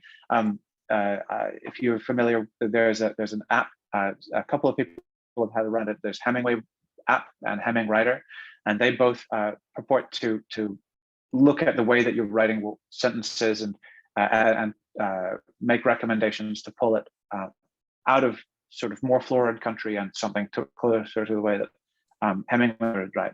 And I think that's really interesting, but I would also really love to see something where you can rewild, as in make your writing more like Oscar Wilde. It might perhaps more of a challenge, but nevertheless rewarding, I would imagine. So yeah, I think that those would be really valuable.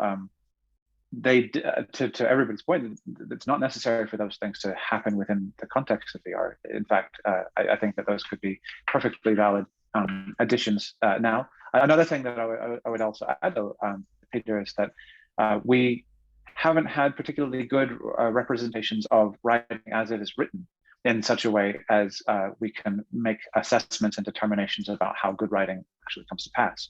It reminds me of a really awesome story. I think it's probably in Max Perkins, editor of Genius, where he talks about the fact that a lot of really great works were lousy at first.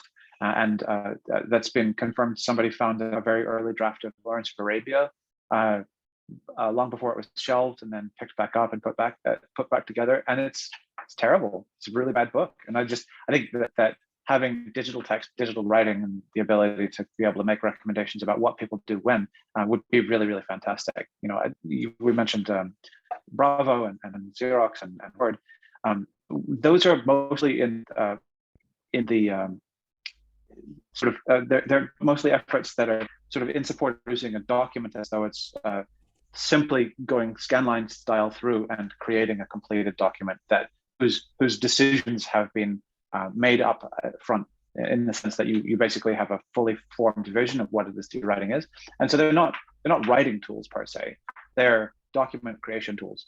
And the sooner we recognize the difference between those two, the better we'll be able to kind of move into the process whereby we understand that writing is a cognitive process, one that is supported by external tools in a sort of extended mind way, and we have the ability to both record the relevant actions to understand how good writing occurs, and then be able to create supportive structures around other writers to make sure that they can undertake the same. Yeah, Mark. I was really interested in something sort of, Brandel, when you were reflecting on sort of Peter's question, was saying about, well, having sort of a way to view the different paths ahead, you know, and so in other words, without setting out with a linear mindset, saying I'm going to write a damned outline and then I just fill in the blanks. Because this is actually what's sitting on my desk at the moment, and the sort of knowledge base I've been working on, keep maintaining for 14 years, almost on a daily basis. And more to the point, for other people, which is an added challenge. So in other words, you never get to say it's done, because someone will come and say, no, it's all rubbish, I don't understand. And that's one thing I find interesting in this thing, is how you unpick this, because you say, okay, these are the salient facts I've got to put together. I have to link them together somehow. And I need to do so in such a way that I don't just try and provide it as a canonical truth, whether it's, you know, whether it's served as one tiny bit or things. It's more subtle than that, because even if you do it as a hypertext, there are only so many ways around that make sense. I mean, you can connect all the bits, but half those links are meaningless, and that's another underexplored area. I suspect partly because there aren't that many people. But, well, technical writing is you know, regarded as about as low as you can get, wrongly so. But it means that actually there isn't much of a not many eyeballs on the problem, and yet it's actually a really interesting problem space.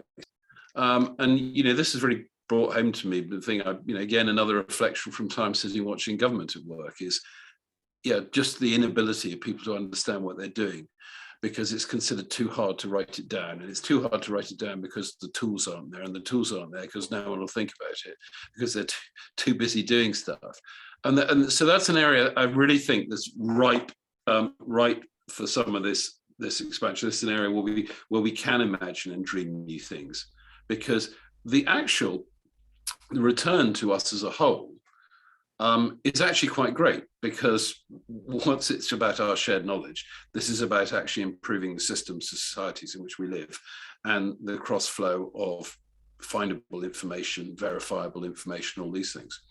So I definitely think, you know, this is why this is, to me, part of the linkage between the text and a wider space, regardless of the number of dimensions. We need to wrap up in a little bit, I think. It's been a really interesting hour and a half.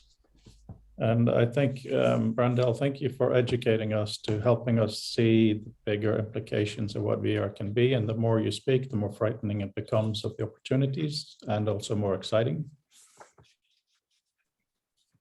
Yeah, well, I mean, thank you.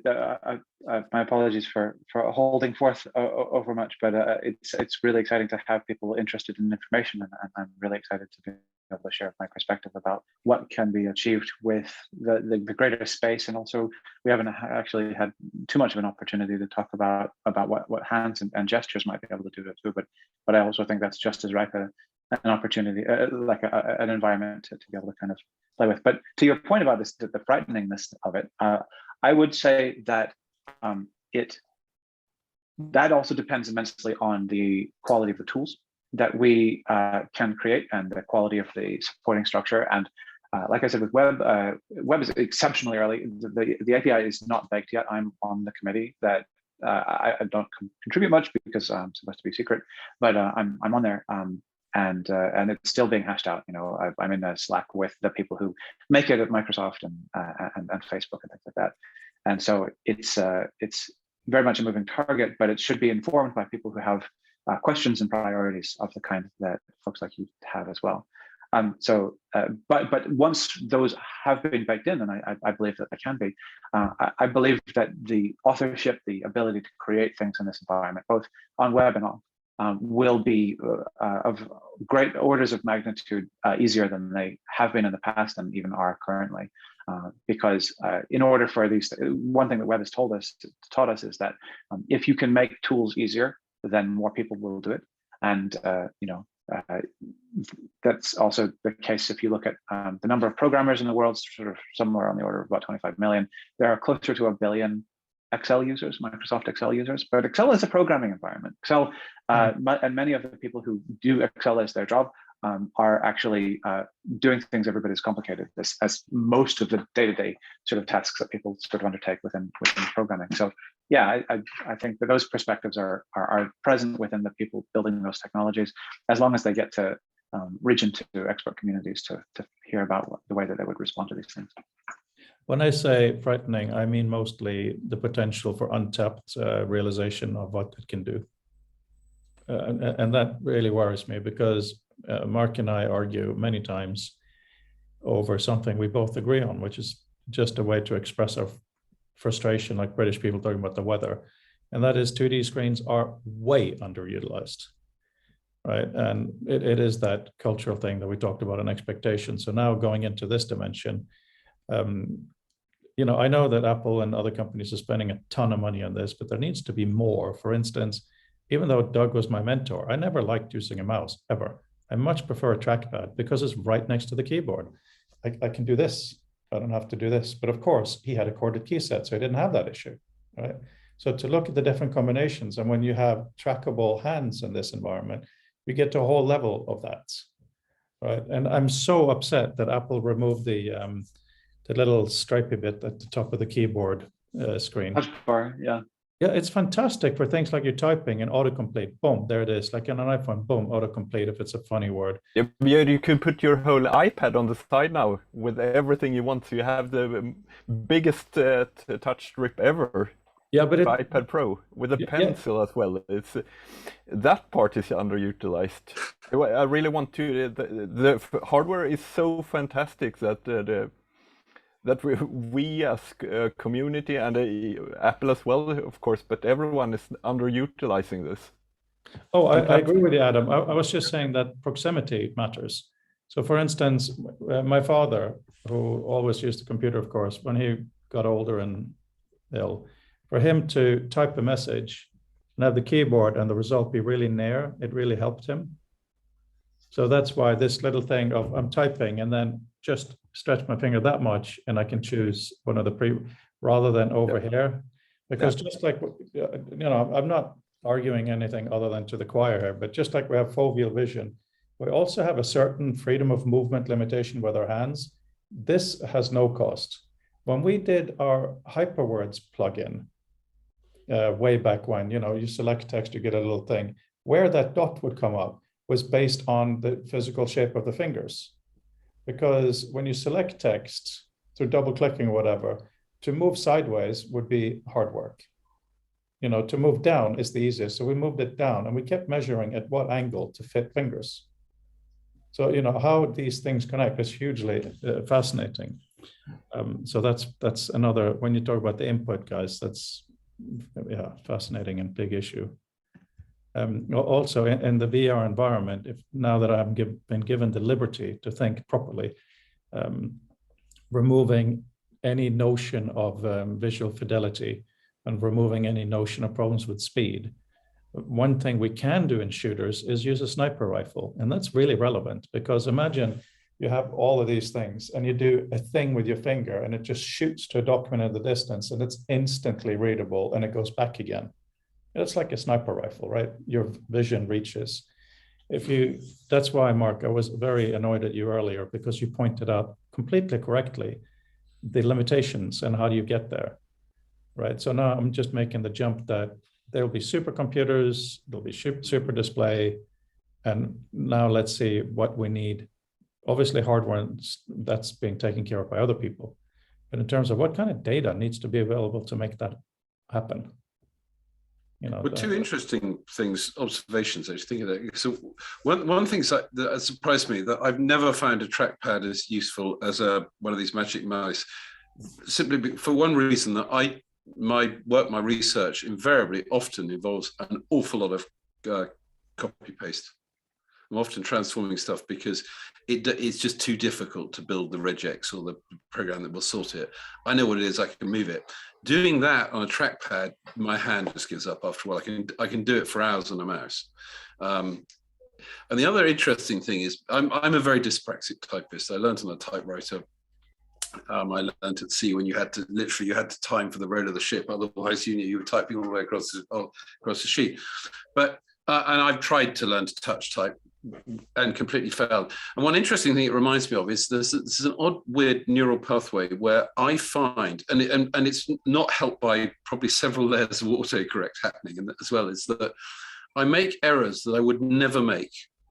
They're often not synonym, but basically I type the wrong phrase, the wrong end, the wrong part of the word that I would never do if I was writing. But because I'm just looking at the sort of keys, and then probably by the time it's happened, by the time I see it, some autocorrect has helpfully turned into something completely different.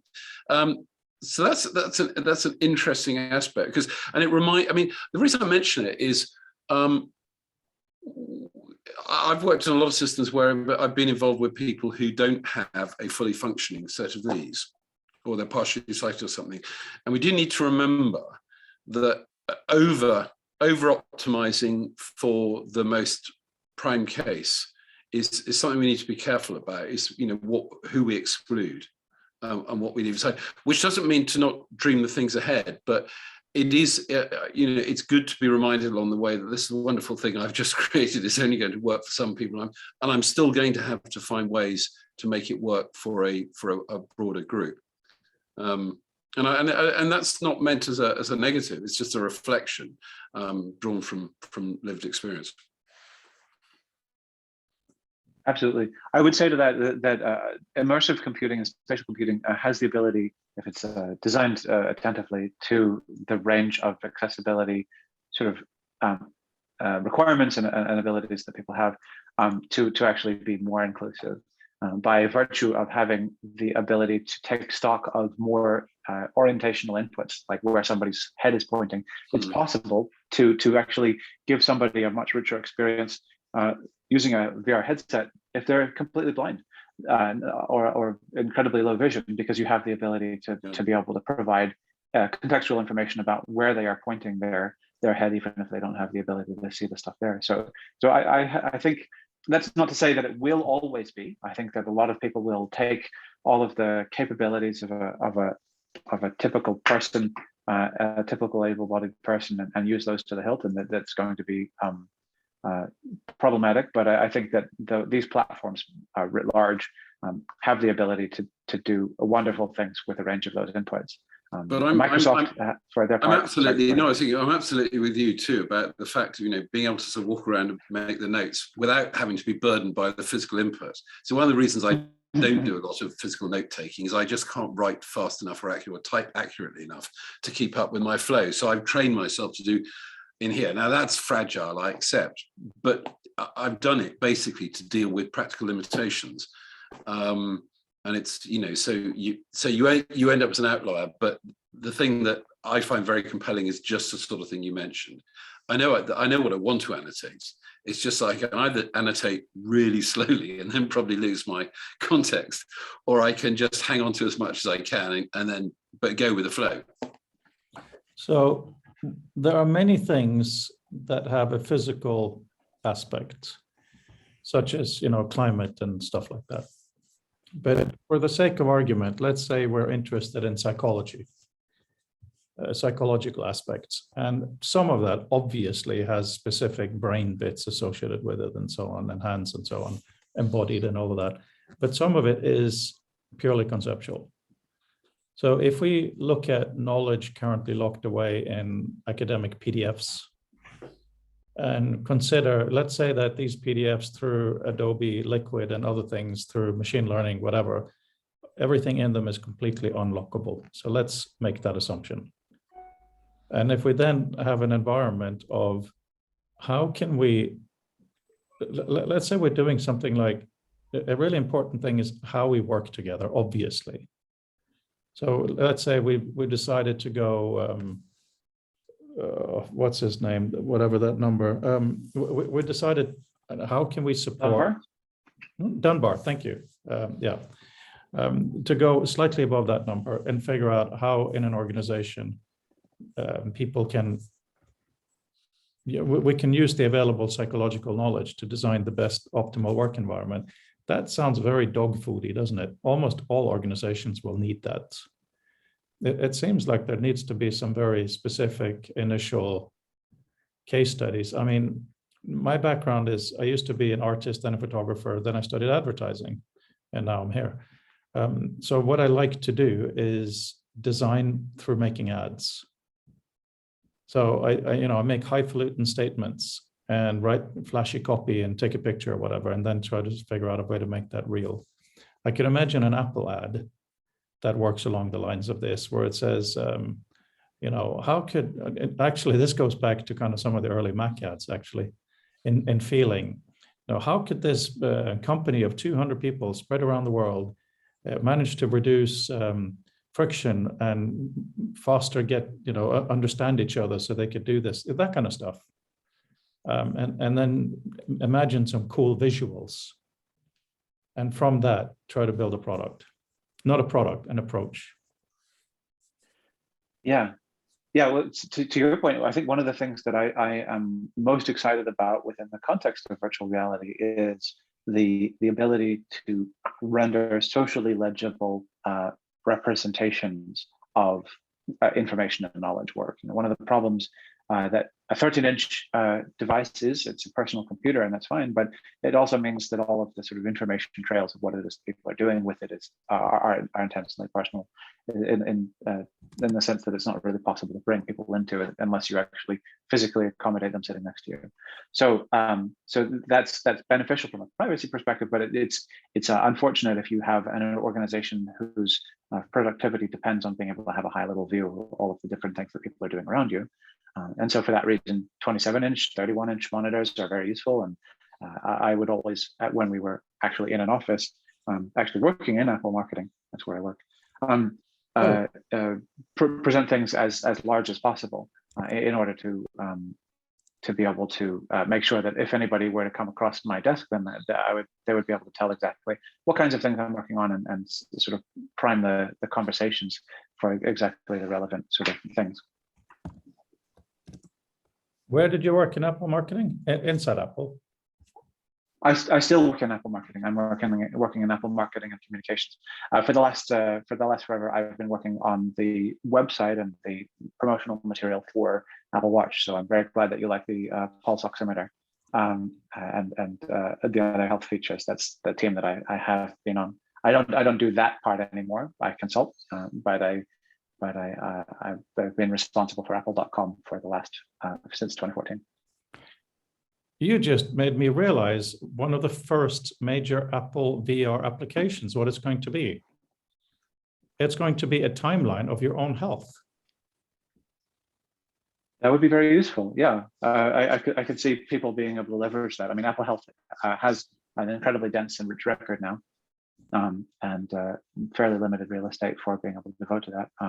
I'm not aware of any particular plans in terms of anything beyond specific products that we're asked to market, but I can see that definitely. I mean, Apple has, the health stuff, I don't care about it in general. Like, stand up. No, you're not telling me to stand up or walk, right?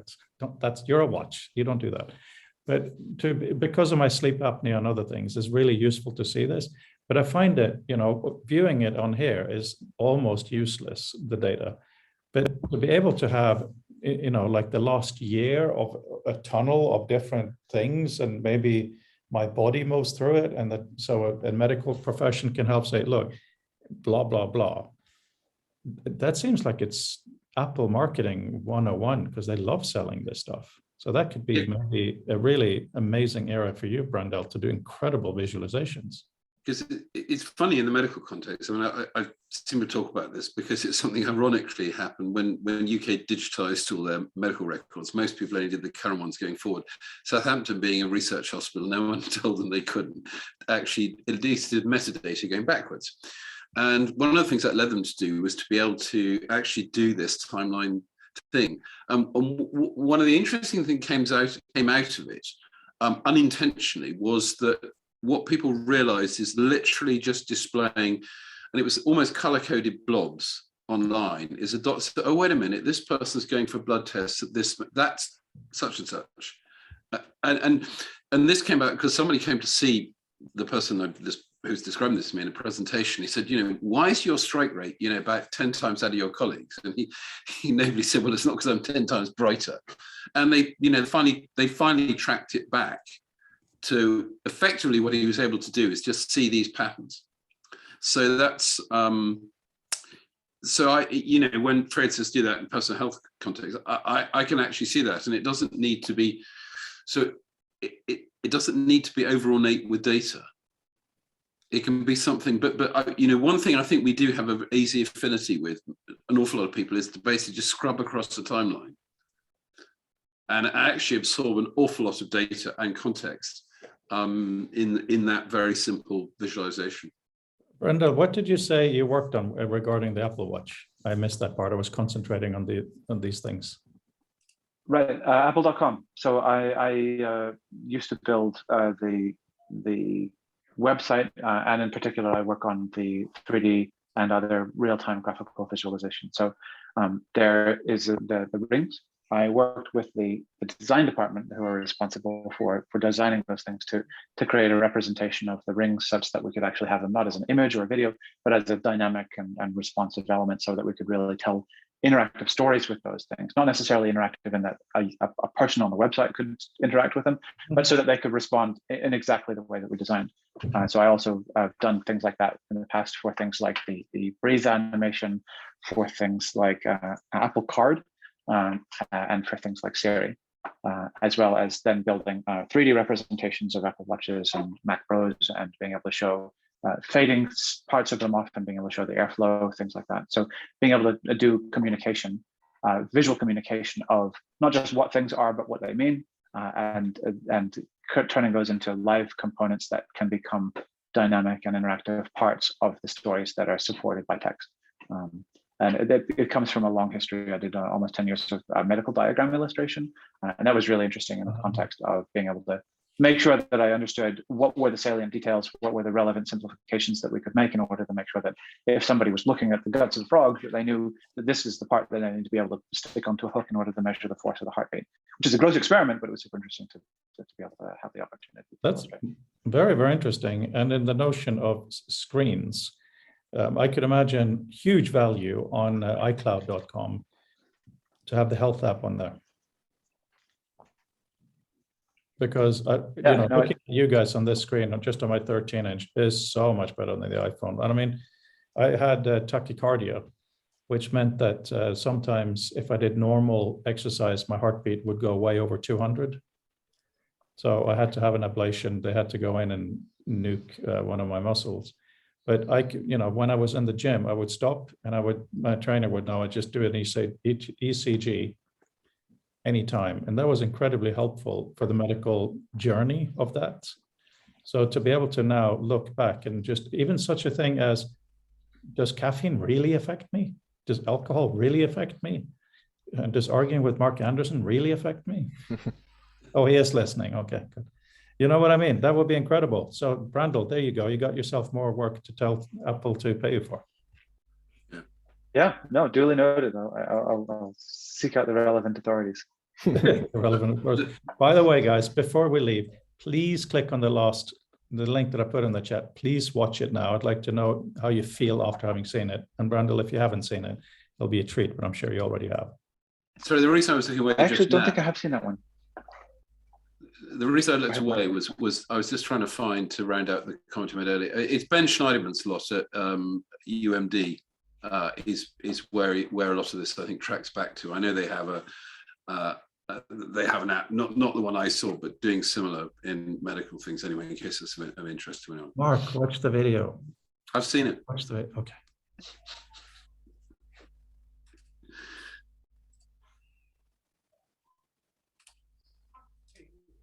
Around.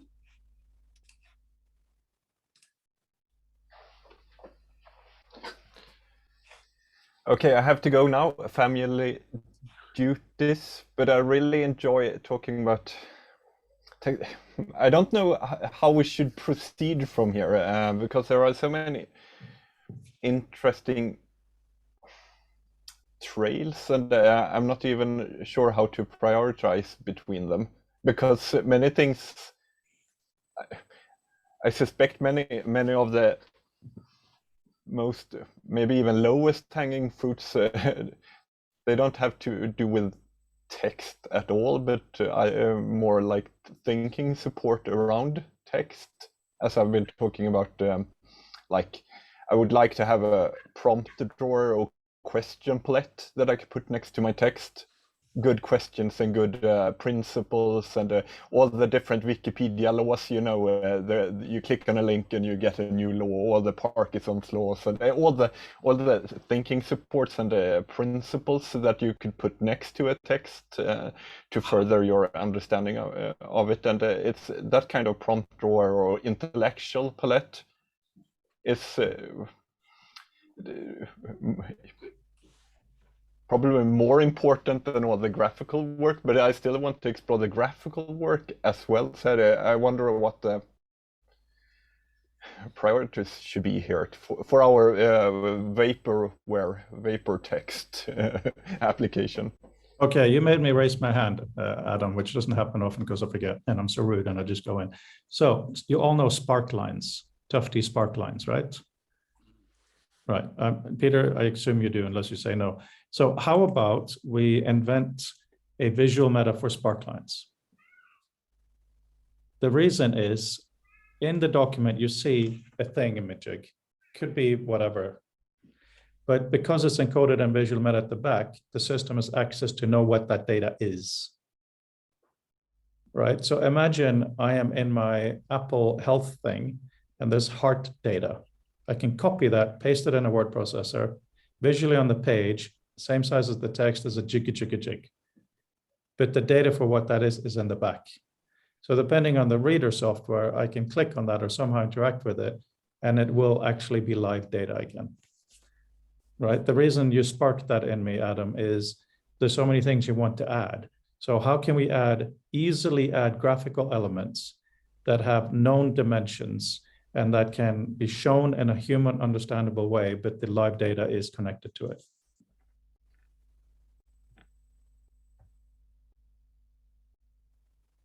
But should the visual meta live there in the back, or should it live in a microscopic? Let's say that sparkline is represented by an image, a big image that is shrunk enormously, just as when you zoom into a high resolution image in a PDF, that it's there.